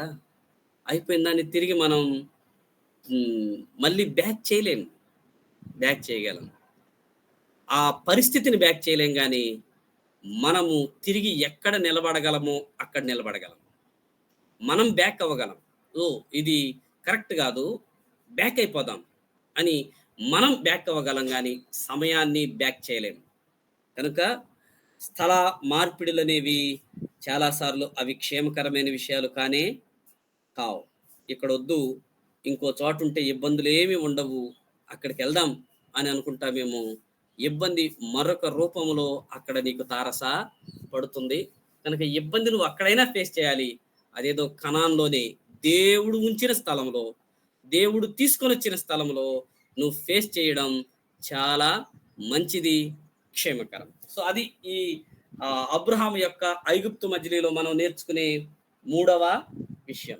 సో నెంబర్ 1, మొట్టమొదటిది ఏమనుకున్నాం? అబ్రహాము దేవునికి చెప్పకుండానే, దేవుడు చెప్పకుండానే తన ఇష్టపూర్వకంగా ఐగుప్తుకు వెళ్ళి సమస్య పాలైనాడు. మనం కూడా కొన్నిసార్లు అట్లాగే. రెండవది, విశ్వాస జీవిత ప్రయాణంలో పరీక్షలు తప్పనిసరిగా అవసరం. మన విశ్వాస స్థాయి ఏంటో మనకు తెలుస్తుంది. మనలో ఉన్నటువంటి దైవిక గుణాలను అభివృద్ధి చేసుకోవడానికి ఆ పరీక్షలు ఉపయోగపడతాయి. మూడో మాట, పరీక్ష సమయాల్లో, ఇబ్బంది పరిస్థితుల్లో, సమస్య పరిస్థితుల్లో స్థలాలు మారితే సమస్య తీరిపోదు సుమి, మరింత పెరగొచ్చు, మరొక రూపం దాల్చి మన ఎదుట నిలబడవచ్చు. మరేం చేయాలి? ఆ స్థలాల్లోనే ఎక్కడ సమస్య ఉందో, ఎక్కడ నువ్వు ఇబ్బంది పడ్డావో, ఎక్కడ ఓడిపోయావో, ఎక్కడ పడిపోయావో, ఎక్కడ బాధపడ్డావో, ఆ స్థలాల్లోనే దేవుని మాట చొప్పున ప్రయత్నం చేయి. ఖచ్చితంగా ఆ స్థలంలో దేవుడే నీకు అనుకూలమైన ప్రతిఫలం ఇచ్చునుగాక. ప్రభువే నీకు సహాయం చేయనుగాక. ప్రభువే నిన్ను బలపరిచి నిలబెట్టి స్థిరపరుస్తాడు. ఇది మూడవ విషయం. నాలుగవ పాఠం. ఈ పాఠంలో ఈ ఐగుప్తు మజిలీలో మనం నేర్చుకునేటువంటి నాలుగవ విషయం ఇట్లా ఉంది. నాలుగవ విషయం ఏమిటంటే, మనం అనుకుంటాం కొన్నిసార్లు ఇది మేలు అని. చూడండి, ఆ వచనాన్ని నేను మీ కొరకు చదువుతాను. 13వ వచనం, 12:13, ఆది కాండము 12:13.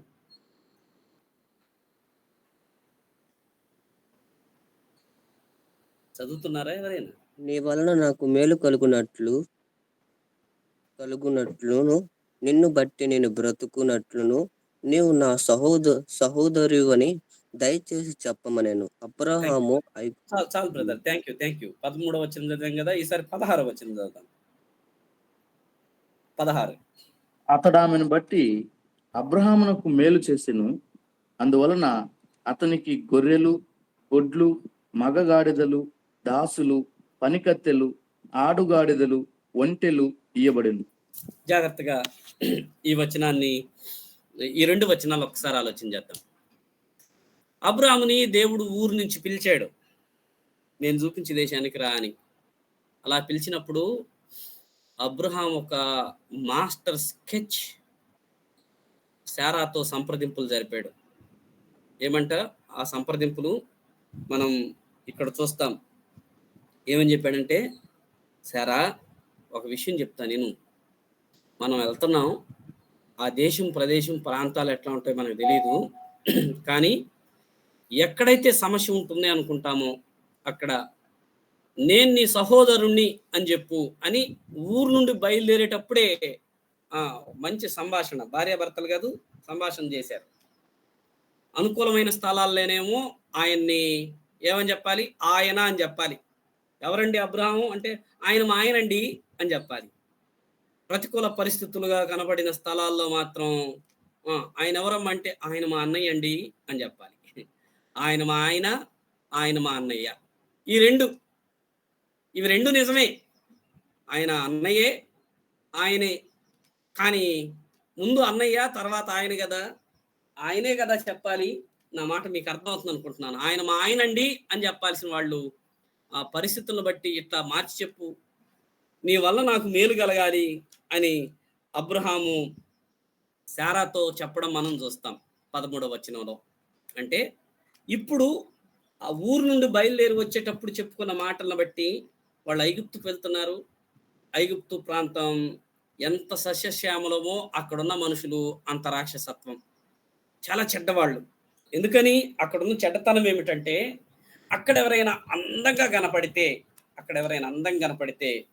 వాళ్ళు పెళ్లి కాని వాళ్ళైతే ఇక ఇష్టాలతో అనవసరం, తీసుకుని పోవడం, పెళ్లి చేసుకోవడం. అది ఐగుప్తు యొక్క అలవాటు. పెళ్లి కాని వారైతే, అవివాహితులైతే తీసుకుని వెళ్ళడం, పెళ్లి చేసుకోవడం. మాట్లాడతారు, ఇక మీ ఇష్టాలతో సంబంధం లేదు, అవతల వాళ్ళు ఇష్టపడ్డారు, పెళ్లి చేసుకోవడమే, అంతే. ఒకవేళ పెళ్ళి అయితే భర్తలున్న స్త్రీల జోలు పారు, వాళ్ళు ఎంత అందంగా ఉన్నా, ఇష్టపడినా.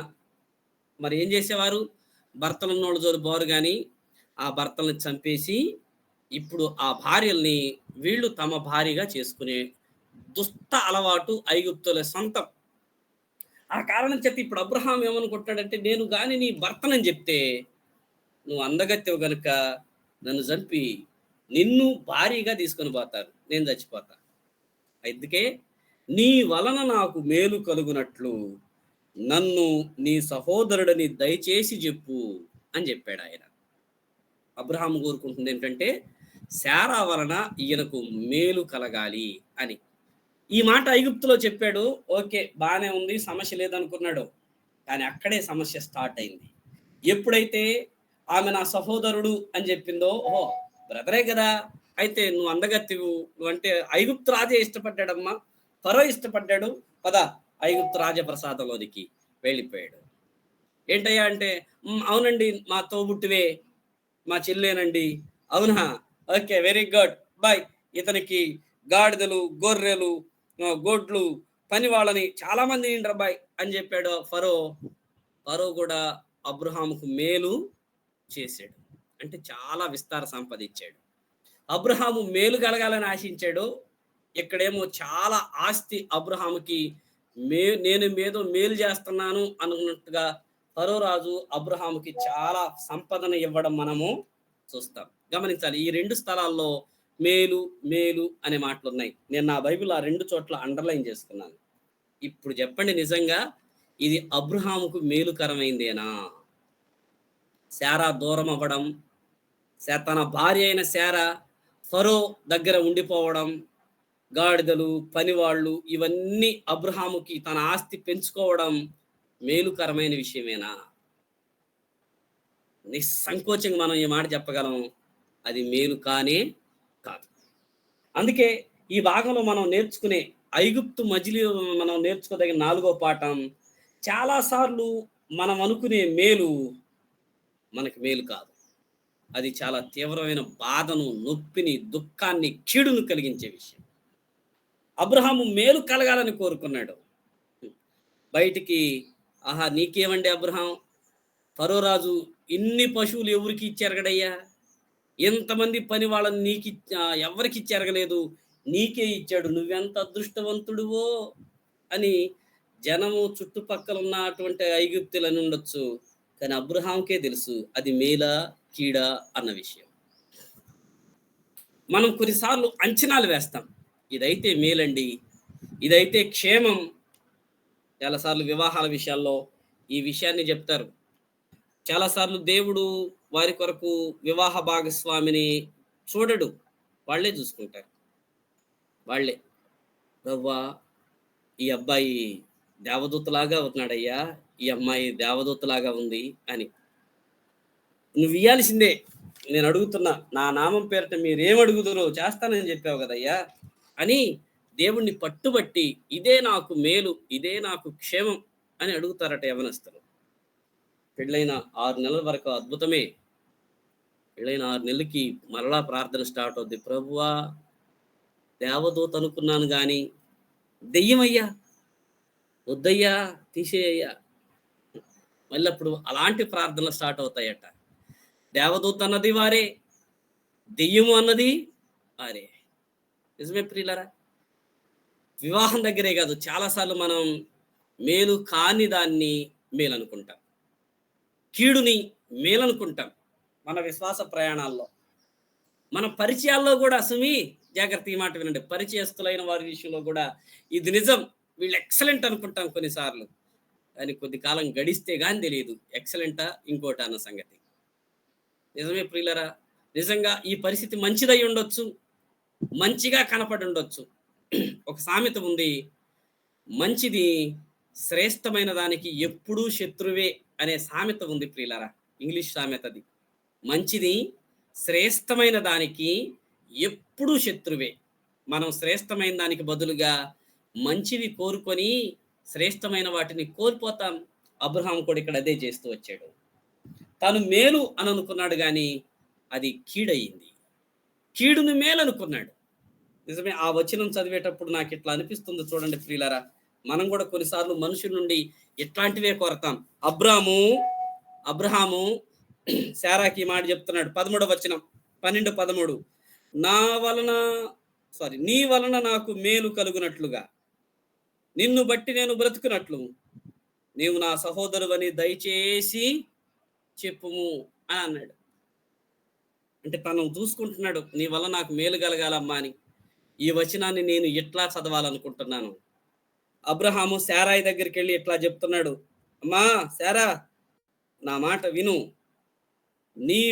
నా వలన నీకు కీడు కలుగునట్లు, నన్ను బట్టి నీవు ఇరకాట పరిస్థితిలో పడినట్లుగా దయచేసి నన్ను నీ సహోదరుడని చెప్పు అన్నట్టుంది భావం. అంటే దీన్ని తిరగేసి చదివితే అంతే కాదు, వాస్తవానికి జరిగింది అదే.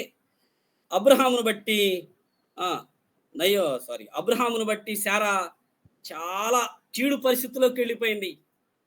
అబ్రహామును బట్టి శారా మనసు చంపుకునే పరిస్థితిలోకి దిగజారిపోవడం మనం చూస్తాం. మనం అనుకునే చాలాసార్లు మేలుకరమైన విషయాలు అంత మేలు కలిగించేవి కావు, అవి కీడులోనికి మనల్ని పడద్రోస్తాయి, కీడుని ఎదిరింపజేస్తాయి, కీడు పరిస్థితుల్లోకి మనల్ని ఇబ్బంది పెడతాయి. ఇక్కడ జరిగిన ఇంకొక కీడు ఏంటో తెలుసు, అబ్రహాముకు జరిగిన కీడు. ఆ కీడేమిటంటే చూడండి, మనకి అబ్రహాం లైఫ్ స్టోరీలో హాగరు అనే సహోదరి కనపడుతుంది. హాగరు ఇస్మాయిల్ తల్లి అయినటువంటి హాగరు. ఈమె ఎక్కడ అబ్రహాముకి ఎక్కడ యాడ్ అయిందో తెలుసా? ఇక్కడే, ఐగుప్తులోనే. హాగరు ఐగుప్తీరాలు. ఈమె అబ్రహాము జీవిత చరిత్రలో శారా ఆమెతో మాట్లాడే సందర్భంలో మనకి పరిచయం అవుతుంది. కానీ ఈ హాగరు అబ్రహాం దగ్గరికి ఎక్కడొచ్చిందంటే ఈ ఐగుప్తులోనే వచ్చింది, ఈ భాగంలోనే. చూడండి, ఇందాక ఆ వచనం మనం చదివాం, 16వ వచనంలో అతనికి గొర్రెలు, గొడ్లు, మగగాడిదలు, దాసులు, అండర్లైన్, ఆ పదాలను అండర్ చేయండి, పని కత్తెలను ఫరో అబ్రహాంకి ఇచ్చాడు. ఆ పని కత్తెలలో ఒక ఆమె హాగరు. మేలు సంపద అనుకున్నారేమో, సమస్య, లైఫ్ లాంగ్, లైఫ్ వ్యాలిడిటీ కలిగినటువంటి సమస్య. హాగరు అంతే కదూ. హాగరు నిజంగా హాగరు వలన జరిగిన సమస్య ఇప్పటికీ దేవుని పిల్లలుగా మనం ఎదుర్కొంటున్నాం. అంతే, ఇప్పటికీ ఆ సమస్య ఇప్పటికీ నిజమే ప్రియులారా. చాలాసార్లు మనం మేలు అనుకునేవి శాశ్వత కీడుకి దాపురించే పరిస్థితి ఉంటుంది. అబ్రహాం అది మేలు అనుకున్నాడు, ఆయన ఎంత ఇబ్బంది పడ్డాడు. ఈ భాగం చదివేటప్పుడు అంతా అబ్రహాము మనసుని, శారా మనసుని మనం కానీ అర్థం చేసుకుంటే, దగ్గరగా చూస్తే వాళ్ళు ఎంత మనోవేదనకు గురై ఉంటారు. ఐగుప్తుకి వెళ్ళారు, రాజు ఫరో శారాయిని తీసుకొని వెళ్ళిపోయాడు. ఆమె రాజా ప్రస్థానంలో ఉంది, కానీ హ్యాపీగా ఉంటుందా? ఆయన నా భర్త అని చెప్పలేదు, అలా అని చెప్పి రాజు చెప్పే మాటకు తలా ఊపలేదు. ఎంత నలిగిపోయి ఉంటుందో, దగ్గర కనపడక, అబ్రహాం దగ్గర కనపడక, మాట్లాడుకునే అవకాశం లేక ఎంత యాతన అనుభవించి ఉంటుందో శారా. ఇక్కడ అబ్రహాం దగ్గరికి రండి, అబ్రహాం కూడా అంతే కాదు. అక్కడ ఏం జరుగుతుందో, శారా ఎట్లా ఉందో, శారా పరిస్థితి ఎట్లా ఉందో అర్థం కాక సతమతమైపోయి చాలా ఇబ్బంది పడి ఉండాలి. అట్లా అని చెప్పి సారీ సార్ నేను అబద్ధం చెప్పాను, ఆమె నా భార్య అని చెప్పగలడా? అంతే, ఆ మాట చెబితే తల దిగుద్ది, ప్రాణాపాయం. చెప్పలేడు, చెప్పకుండా ఉండలేడు, ఏదో ఒకటి చేయాలనుకుంటున్నాడు, కానీ ఏం చేయలేడు. అది అబ్రహాం పరిస్థితి. కనుక ఈ మాటను మనం మనసులో పెడదాం. మనం అనుకునే మేలు చాలాసార్లు మేలు కాదు, అది కీడుకి అవకాశాలు కూడా కలిగిస్తాయి. అబ్రహాం జీవితంలో అదే జరిగింది. అబ్రహాం ఇబ్బంది పడ్డాడు, శారా ఇబ్బంది పడింది. వాళ్ళకి మించి ఇబ్బందిని, కష్టాన్ని హాగర్ రూపంలో వారు తెచ్చుకోవలసి వచ్చింది. ఇది 4వ విషయం. మనం అనుకునే మేలు చాలాసార్లు కీడు అయి ఉంటుంది అనేది. 5వ విషయం, 5వది, ఈ భాగంలో మనం నేర్చుకునే 5వ సంగతి అందరూ నోట్ చేసుకుంటారు అనుకుంటున్నాను. 5వ విషయం ఏమిటంటే, క్లిష్ట పరిస్థితులలో దేవుడు ఖచ్చితంగా మనల్ని విడిచిపెట్టడు, ఆయనే చొరవ తీసుకుంటాడు. ఇది 5వ విషయం. అబ్రహాము శారా చాలా క్లిష్ట పరిస్థితుల్లో ఉన్నాడు. ఇప్పుడే మనం చెప్పుకున్నట్లుగా ఆయన ఎవరికి ఈ విషయం చెప్పలేడు, చెప్పకుండా ఉండలేడు. ఇప్పుడు అబ్రహాం పరిస్థితి ఎలా ఉందంటే, సావు తప్పి కన్నులొట్టబోయింది అని ఒక సామెత ఉంది తెలుగులో. సావు తప్పి కన్నులొట్టబోయిందని. ఇందాక ఒక సామెత చెప్పుకున్నాం, చపాతి పెనం మీద నుండి పొయ్యిలో పడిందని. సో ఇట్లాంటి పరిస్థితుల్లో అబ్రహాము శారాల పరిస్థితి ఉంది, ఇలాంటి ఇబ్బందుల్లో. అయితే అలాంటి ఇబ్బందుల్లో దేవుడే వారి పక్షంగా చొరవ తీసుకున్నాడు. మరొక మాట ఇక్కడ గుర్తించండి. అబ్రహాము గాని శారా గాని దేవా హెల్ప్ మీ అని అడిగినట్టు లేదు ఇక్కడ. వాళ్ళు హెల్ప్ అడగలేదు, కానీ ప్రభువే చొరవ తీసుకున్నాడు. ఇక్కడ ఈ మాట చెప్పనియండి. కొన్నిసార్లు మనం ఇబ్బందుల్లో కూరుకుపోతామేమో స్వకీయంగా, అని ప్రేమ కలిగిన దేవుడు, జాలిని చూపించే దేవుడు, కృపను సంపత్తిగా కలిగిన దేవుడు, దీర్ఘశాంతం కలిగిన ఆయన మన జీవితాల్లో ఆయన ఖచ్చితంగా చొరవ తీసుకుంటాడు.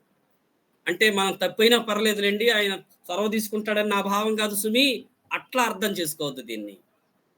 మనం తప్పిదం చేసినా పర్లేదు, ఆయన చొరవ తీసుకుని ఆయన ఉన్నప్పుడు మనకి ఇబ్బంది ఏముందండి? కొద్దిమందిని చూస్తాం, వీళ్ళు అప్పులు చేసుకుంటా పోతుంటారు, తల్లిదండ్రులు తీర్చుకుంటా వస్తారు. చేసే వాళ్ళకి ఉన్న ధైర్యం ఏంటంటే, తీర్చే అమ్మా నాన్న ఉన్నారుగా, తమ్ముడు చెల్లి అన్న ఉన్నారుగా, వాడు తీర్చుకుంటా వస్తారులే, నేను చేసుకుంటా పోదాం. అది తప్పు సుమి, అది కాదు ఇక్కడ ఆలోచన. కొన్నిసార్లు మనం ఇబ్బందుల్లో పడిపోయినప్పుడు, సమస్యల్లో ఉన్నప్పుడు, కష్ట పరిస్థితుల్లో ఉన్నప్పుడు ప్రేమ కలిగిన దేవుడు ఆయనే చొరవ తీసుకోవడం. అబ్రహాం విషయంలో ఆయనే చొరవ తీసుకున్నాడు.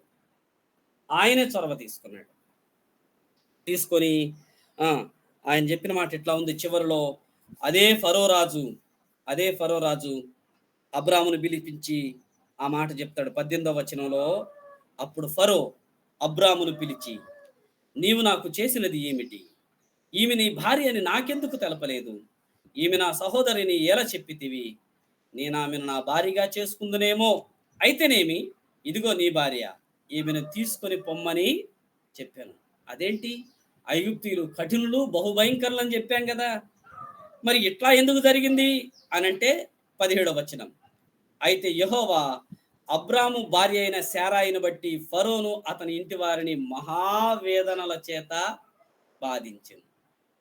చాలా వేదనలు ఫరో ఇంటి వారికి వచ్చాయి. వాళ్ళకి అర్థం కాలేదు. చివరికి ఎవరో చెప్పుంటారు, అయ్యగారు ఫరో గారు, మీరు శారాయిని రాజప్రస్థానానికి తీసుకొచ్చిన దగ్గర నుంచి ఈ సమస్యలు ఎక్కువయ్యాయి, వీటన్నిటికీ కారణం శారాయి ఉంటుంది అని ఎవరో సలహా చెప్పుండాలి. అప్పుడు ఆయన ఆహా తీసుకొచ్చారు కనుక సమస్యలు పెరిగినాయి, ఇప్పుడు ఏమైనా పంపిస్తే సమస్యలు పోతాయి అని అనుకున్నాడు. నిజమే, అది ప్రభువు అట్లాగున ఫరోను సంధించడం మనం చూస్తాం. చొరవ తీసుకున్నాడు, సమస్య క్లియర్ అయిపోయింది. ఫరోని అబ్రహామును పిలిపించి శారాను అప్పచెప్పి పంపించేయడం మనం చూస్తాం. ఇది దేవుడు తీసుకున్న చొరవ. ప్రియమైన వారలారా, ప్రభు మన జీవితాల్లో ఆయన చొరవ తీసుకునే దేవుడు.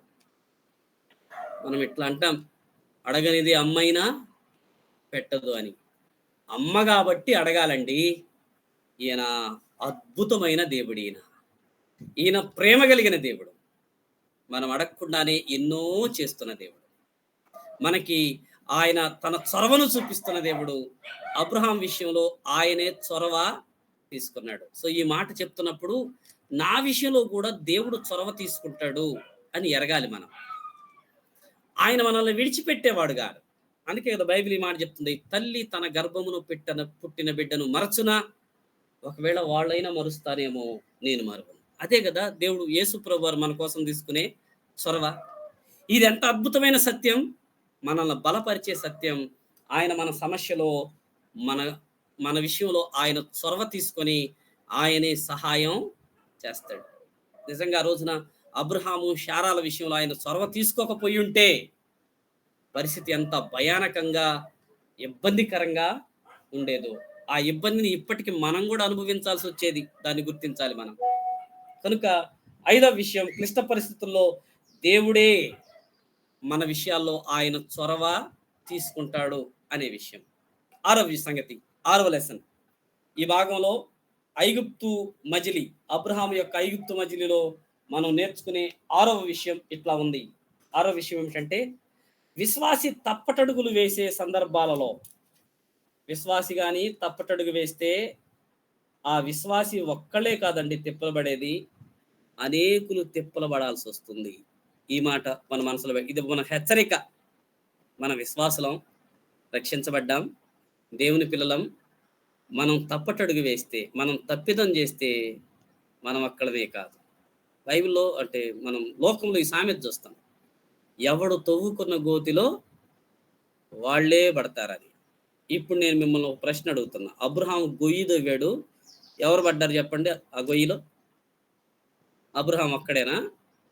లేదు, లేదు, లేదు.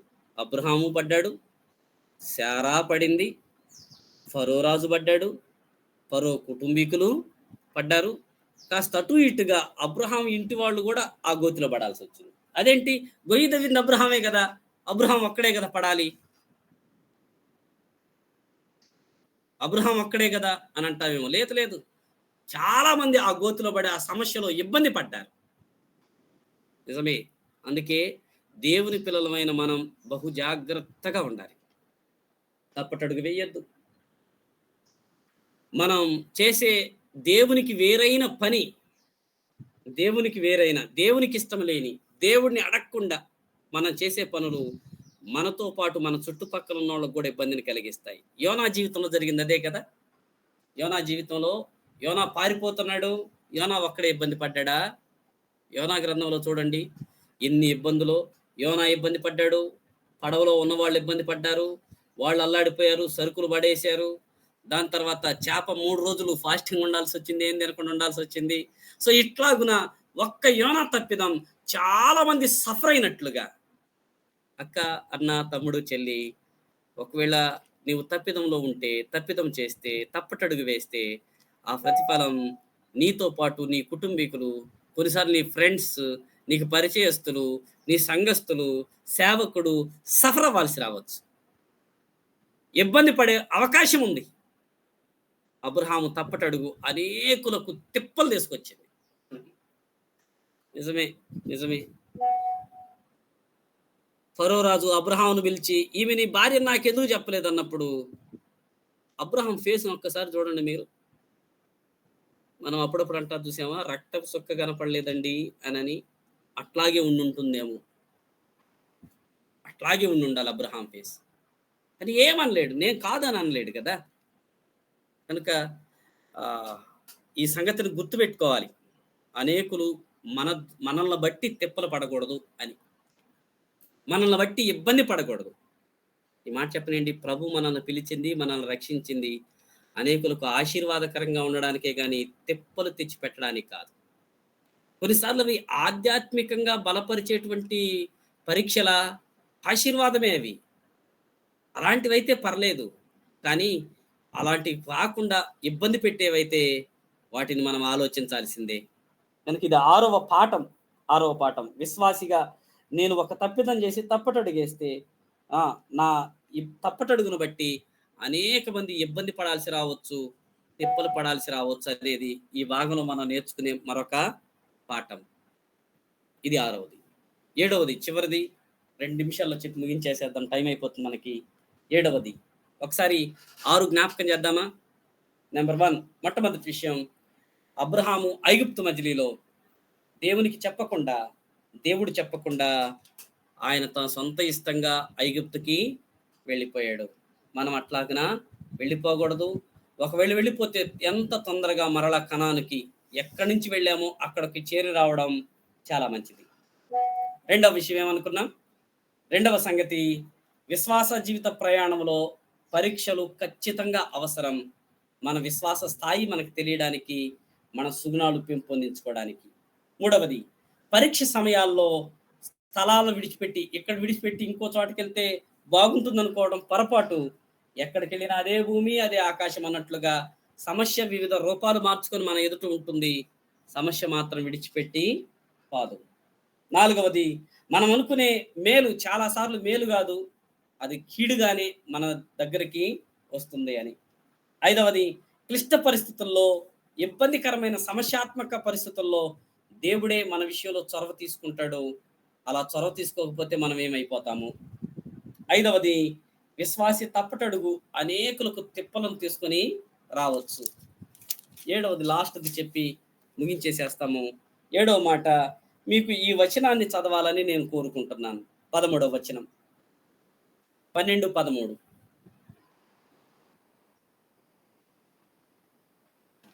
ఆదికాండం 12వ అధ్యాయం 13వ వచనం. నీ వలన నాకు మేలు కలుగునట్లును, నిన్ను బట్టి నేను బ్రతుకునట్లును నీవు నా సహోదరువని దయచేసి చెప్పుమనెను. రైట్. Thank you. నా ఇంకొక వచనాన్ని కూడా నేను మీ కొరకు 6:2 సారీ 16:2 16:2 ఆదికాండమే.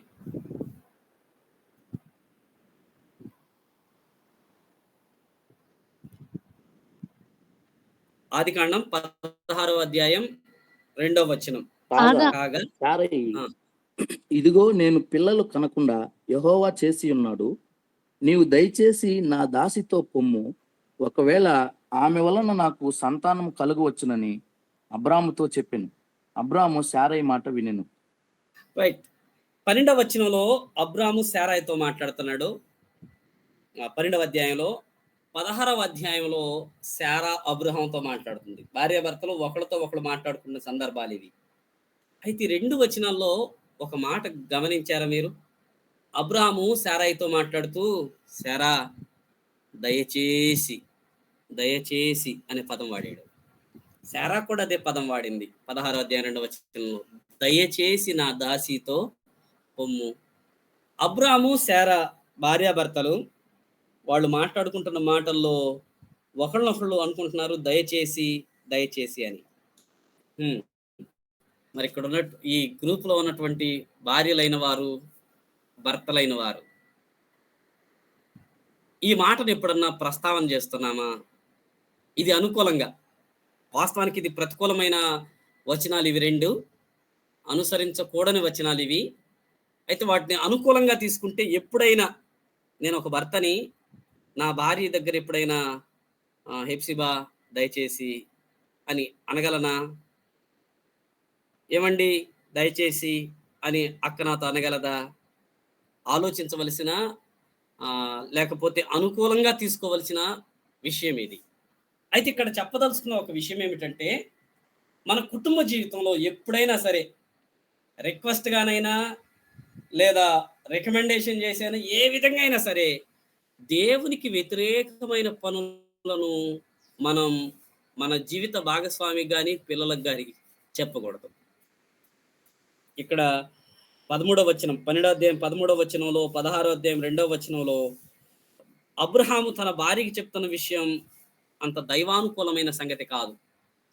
శారా తన భర్తకు చెప్పే విషయం కూడా దైవ సంకల్పిత సంగతిగా, నా దాసితో పోండి అనేది దేవుని ఉద్దేశంలో ఉన్న విషయం కాదు.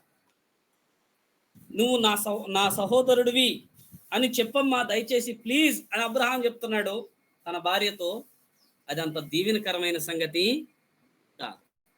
కనుక వైవాహిక జీవితంలో కానీ విశ్వాస జీవితంలో కానీ దేవునికి వ్యతిరేకమైన విషయాలు ఎవరైనా మనకి రిక్వెస్ట్గా చెప్పనియండి, రికమెండేషన్తో చెప్పనియండి, లేదా ఆజ్ఞపూర్వకంగా చెప్పనియండి, మనం ఏం చెప్పాలంటే దయచేసి నేను కూడా దేవునికి వ్యతిరేకంగా ఈ పని చేయలేనండి అని చెప్పడం మంచిది. ఇదంత క్షేమం కాదు అని చెప్పడం మంచిది. ఇది 7వ విషయం. కనుక దేవునికి ఈ విషయం వ్యతిరేకమైతే వాళ్ళు రిక్వెస్ట్గా చెప్పొచ్చు, ఇంకొకళ్ళ పంపించి రికమెండేషన్ చేయించవచ్చు. బిలాము దగ్గర అదే జరిగింది కదూ. ఇశ్రాయేల్ని శపించడానికి బాలాకు బిలాము దగ్గరికి పని వాళ్ళు పంపినప్పుడు ఆ సంఖ్య పెంచుతూ వచ్చాడు, రికమెండేషన్ స్థాయిని పెంచుతూ వచ్చాడు. కానీ దాన్ని స్వీకరించకూడదు, ఎందుకంటే అది దేవునికి వ్యతిరేకం. దేవుని చిత్తం కాని విషయం రికమెండేషన్ చేసిన ఏదోనండి వాళ్ళు బాగా రిక్వెస్ట్ చేశారు అందుకని తప్పలేదు, చేయాల్సి వచ్చింది, వాళ్ళు రికమెండేషన్ చేశారు కాబట్టే నేను చేశాను అని మనం అబ్రహాములాగా అలాంటి ప్రస్తావన చేయకూడదు. ఎవరు ఏది చేసినా అది దేవుని ఉద్దేశం కానప్పుడు, దేవునికి ఇష్టం కానప్పుడు వద్దు అని చెప్పడం చాలా మంచిది. అందుకే ఈ మధ్యకాలంలో ఒక ఆయన ఒక బుక్ రాశాడు. పుస్తకం పేరు నో చెప్పడం నేర్చుకో అనే బుక్. పుస్తకం పేరు అది, నో చెప్పడం నేర్చుకో. ఆధ్యాత్మిక విషయాల్లో కూడా కొన్నిసార్లు మనం నో చెప్పడం నేర్చుకోవాలి. కాదు, వద్దు, నో, లేదు అని చెప్పడం నేర్చుకోవాలి. కొన్నిసార్లు మొహమాటాన్ని బట్టి వెళ్ళిపోతే చాలా ఇబ్బంది పడవలసిన పరిస్థితి వస్తుంది. కనుక అబ్రహాం యొక్క ఐగుప్తు మజిలీలో మనం ఈ 7 విషయాలు నేర్చుకోవచ్చు. చివరిది గుర్తుపెట్టుకుందాము. అనుకూలంగా తీసుకుంటే భర్త అనేటువంటి గర్వాన్ని విడిచి దయచేసి ఎప్సిబా అని నా జీవిత భాగస్వామి విషయంలో చెప్పగలగాలి. రెండో విషయం దాన్ని ప్రతికూలంగా తీసుకున్నప్పుడు దేవునికి వ్యతిరేకమైంది గనక అది అబ్రహాము శారాకు చెప్తున్న విషయం. శారా అబ్రహామును చేయమని చెప్తున్న విషయాలు దైవ చిత్తానికి దూరంగా ఉన్న విషయాలు గనక నో చెప్పడం నేర్చుకుంటే చాలా బాగా ఉండేవి. వాస్తవంగా అబ్రహాం ఆ మాట చెప్తున్నప్పుడు, అదేంటండి మీరు దయచేసి చేయమని ఈ విషయం చెప్తున్నారు, మీరు నా భర్త కదా, నేను ఆ మాట చెప్పలేను, మీరు ఏమనుకోవద్దు అంటే ఐగుప్తుకి వెళ్లకుండా ఉండేవాళ్ళేమో. అదేంటి శారా, నేను నిన్ను ప్రేమిస్తున్నాను, కానీ నువ్వు చెప్తున్న ఈ విషయం అంత క్షేమకరం కాదు, దేవుడు చెప్పిన దానికి వ్యతిరేకంగా ఉంది, దయచేసి నేను ఇది కూడా నేను చేయలేను అని ఆనాడు హాగర్ విషయంలో అబ్రహాము చెప్పుంటే వాళ్ళు అంత తలనొప్పి పాలయ్యేవారు కారు. ఈనాడు అనేక ఇబ్బందులు జరిగేవి కూడా కావు. నో చెప్పని కారణం చేత ఎన్ని ఇబ్బందులు. కనుక ఎక్కడ నో చెప్పాలో దాన్ని ఎరిగి అక్కడ నో చెప్పడం మనం నేర్చుకుంటే మన ఆధ్యాత్మిక విశ్వాస ఈ ప్రయాణం క్షేమంగాను దీవెనకరంగాను ముందుకు సాగడానికి అవకాశం ఉంటుంది. కనుక 7 విషయాల్ని గుర్తుపెట్టుకుందాం. ఐగుప్తు మజిలీలో మనం నేర్చుకునే ఆధ్యాత్మిక 7 సంగతులు ఇవే. వాటిని మనం నేర్చుకొని మన విశ్వాస ప్రయాణంలో ముందుకి సాగుదాం. సో దేవుడి మాటలు మన కొరకు దీవించను గాక. Over to Esther. ఆమేన్. సమయం సోదరికి అప్పు చెప్తున్నాము. దేవుని నామానికి మహిమ కలుగును గాక. మరి ఇది వరకు ప్రభు సన్నిధిలో చక్కటి విలువైనటువంటి మాటలు మనం విని ఉంటున్నాం. మరి అబ్రహాం యొక్క ఐగుప్తు మజిలీల విషయంలో మనం అనేక విషయాలు మనం నేర్చుకున్నాం. దాదాపుగా 7 పాయింట్స్ మనం నేర్చుకున్నాం. అందుని బట్టి దేవునికి మహిమ ఘనత ప్రభావం కలుగును గాక. విత్తబడిన వాక్యం నిమిత్తము మీలో ఎవరైనా ప్రేరేపించబడ్డవారు ఈ వాక్యం మన జీవితంలో ఫలభరితంగా మార్చబడలాగున ఇది మనము మన అనునిత్య జీవితంలో కూడా వీటిని అన్నిటిని ప్రాక్టికల్ గా మనము వాటన్నిటి అన్వయించుకునేలాగున మీలో ప్రేరేపించబడ్డవారు ఎవరైనా ఒకరు ప్రార్థించండి.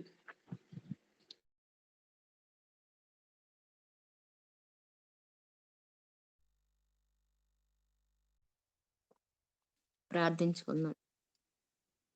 స్తుతి పాత్రుడా, స్తోత్రాడా, మమ్మల్ని మిగిలిగా ప్రేమించిన మా ప్రియ పర్లకు ప్రజ మీ పరిశుద్ధ పాదములకు వేలాది వందనాలు, స్తుతులు, స్తోత్రాలు చెల్లిస్తున్నాను ఆయన. అయ్యా ఈ ఉదయ కాలంలో ప్రభ మమ్మల్ని సజీవ లెక్కలో ఉంచిన ఆయన మీ మాటలను వినుటకు నాయన మీరు ఇచ్చిన గొప్ప ధన్యతను బట్టి మీకు వేలాది వందనాలు చెల్లిస్తున్నాను ఆయన.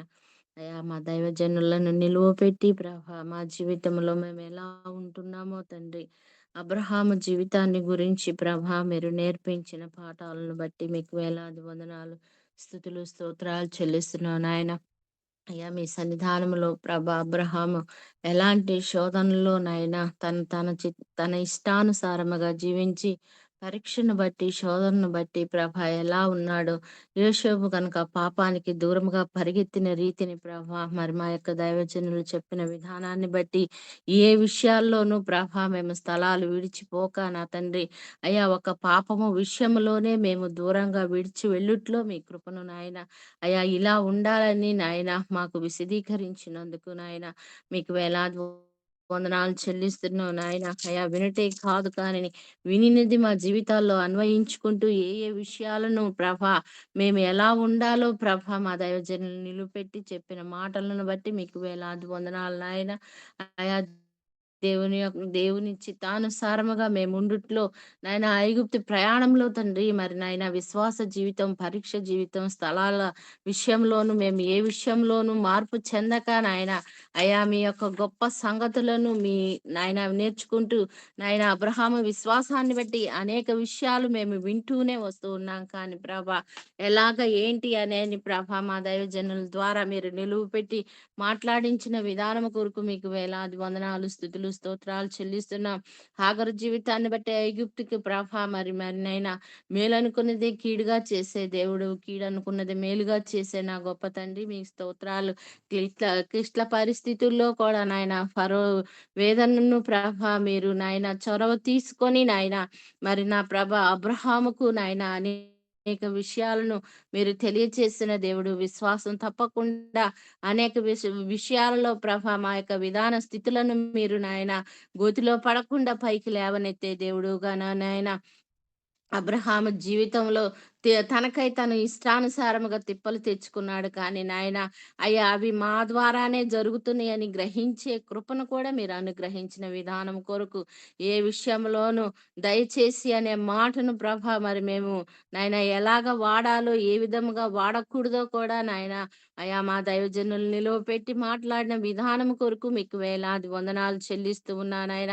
ప్రతి విషయంలోనూ నాయన మేలే చేసే దేవుడు కానీ కీడు చేసే దేవుడు కాదని మా జీవితాల్లో మేము అన్వయించుకుంటూ నిత్యము ప్రభా మీ సన్నిధానంలో నాయన మీ చిత్తం చొప్పున జరుగుటకు నా ప్రభా నాయన మేము నేర్చుకున్నట్లు నాయన మీరు ఇచ్చిన ఈ గొప్ప ధన్యతను బట్టి మీకు వేలాది వందనాలు. ప్రతి దినం కూడా నాయన ఇలాగ వాక్యంతో ప్రోత్సహించబడుచు నాయన అయా మీ సన్నిధానంలో మమ్మల్ని మేము సరిచేసుకుంటూ నాయన ఆగిపోక సాగిపోయే వారంగా మీరు చేస్తున్న విధానం కొరకు మీకు వేలాది వందనాలు చెల్లిస్తున్నా నాయన. అయా మా దైవజనులందరినీ మీరు దీవించండి, ఆశీర్వదించండి. మీరు నిలువ పెట్టి మాట్లాడిన ప్రతి మాటను కూడా మా హృదయంలో భద్రపరుచుకొని నాయన వాక్యానుసారమైన జీవితాన్ని జీవిస్తూ నా ప్రభ మీ కొరకు ఎదురు చూసే వారంగా ఉండుట్లో ఈ స్థలం విడిస్తే నాయన మీ స్థలంలోనికి మేము వచ్చే వారంగా ఉండాలి అంటే ఇలాంటి వర్తమానాలు మేము వింటూ సరి చేసుకుంటూ నాయన ముందుకు సాగిపోయే వారంగా మమ్మల్ని నాయన ప్రతి దినము నాయన ఈ యొక్క ప్లాట్ఫామ్ ద్వారా మమ్మల్ని నాయన మీరు మమ్మల్ని ఆశీర్వదిస్తూ ఈ దినాన్ని గడుపుటకు మీరు ఇచ్చిన ఈ గొప్ప తరుణాన్ని బట్టి నాయన మీకు వేలాది కృతజ్ఞతాస్తుతులు చెల్లిస్తున్నాం. మా దైవజనులందరినీ మీరు దీవించండి, ఆశీర్వదించండి, మీ కృపలో బలపరచండి నాయన. వినిన ప్రతి మాట మా హృదయంలో భద్రపరుచుకొని నాయన మీ చిత్తం చొప్పున మేము జరిగించుట్లో నా ప్రభ మిమ్మల్ని సహాయాన్ని వేడుకొనుట్లో తండ్రి మీరు ఇచ్చుచున్న ఈ కృప కొరకు వినిన ప్రతి ఒక్కరిని మీరు దీవించి మీ కృపలో బలపరిచి ఈ ఉదయకాల దీవులతో నింపమని అబ్రహాము విశ్వాస జీవితాన్ని బట్టి మా జీవితాలు కూడా కొనసాగించిట్లో మాలాంటి స్వభావం మీరు కలిగి ఉన్నారని ఆనాడు భక్తులే కాదు మమ్మల్ని కూడా మీరు ఆశీర్వదించిన దేవుడు. మా స్వభావాలను మీరు మార్చి ప్రభా మరి నాయన మమ్మల్ని స్థిరపరిచి మీ కృపలో బలపరుస్తున్నందుకు మీకు వేలాది కృతజ్ఞతాస్తుతులు చెల్లిస్తూ మా కొరకై తిరిగి రానయ్యున్న యేసయ్య పరిశుద్ధ నామములో అడిగి వేడుకొని మీ సన్నిధానములో మేము పొంది ఉన్నాము తండ్రి. ఆమేన్. ఆమేన్. ఆమేన్. ఆమేన్. బ్లెస్సింగ్స్ ఇవ్వండి అమ్మా. ఆశీర్వాదం తీసుకుందాం.